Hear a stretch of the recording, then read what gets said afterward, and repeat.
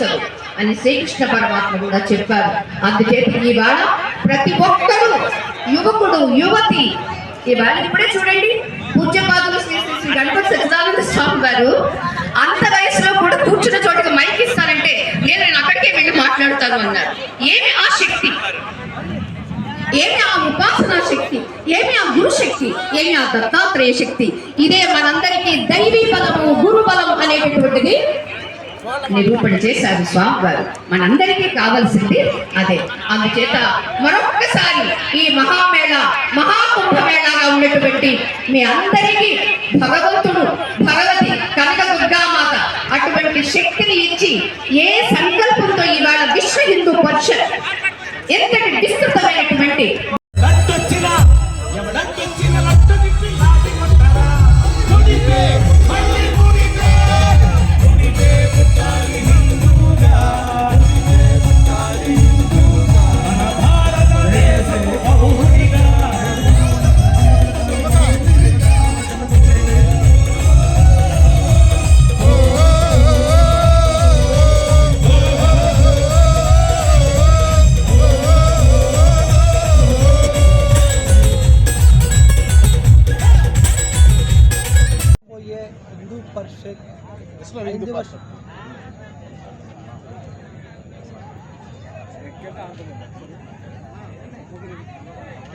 రేపు జరగబోయే హిందూ పరిషత్ హైందవ శంకారావం సభకి పెద్ద ఎత్తున స్వామీజీలు కానీ తరలిస్తున్నారు. రేపు జరగబోయే సభ ఇక్కడ ఏ విధంగా ఉండబోతుంది, ఏ విధంగా ఇక్కడ ఎయిర్పోర్ట్లు ఏ విధంగా ఉండబోతుందని చెప్పేసి ఇప్పటికే మన శ్రీశైలం స్వామీజీ గారు ఇక్కడ ఇచ్చేశారు. అదేవిధంగా ఇటువంటి పనులన్నింటినీ కూడా స్వామీజీ గారు ఇక్కడికి వచ్చారు. ఇటువంటి పనులన్నీ సమీక్షిస్తారు. రేపు ఈ సభ ఉద్దేశించి ఎంతమంది స్వామీజీలు రాబోతున్నారు, గురుజీలు కూడా ఏ విధంగా ఈ సభ ఉండబోతున్నారు?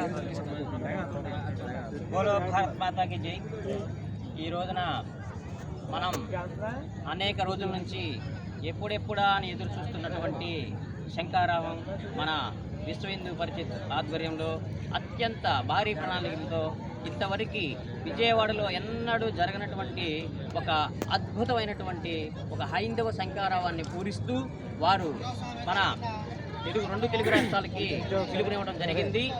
ఇప్పటి వరకు సుమారుగా అనేక మంది స్వామీజీలు పట్టాధిపతులు పీఠాధిపతులు అందరూ కూడా వారి వారి మఠ పీఠ ఆశ్రమాల నుంచి స్వచ్ఛందంగా వారందరూ కూడా ఈ హైందవ శంకారావానికి విచ్చేస్తున్నారు. సుమారుగా ఒక 5 లక్షల పైచిలుకు వచ్చే అవకాశం ఉంది.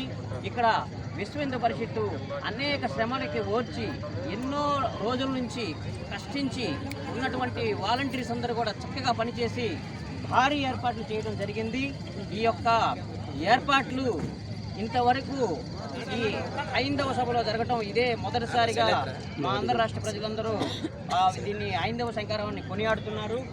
అదేవిధంగా మేము కూడా శ్రీశైల మహాక్షేత్రం నుంచి ఈ హైందవ శంకారావం అనేది జరిగింది.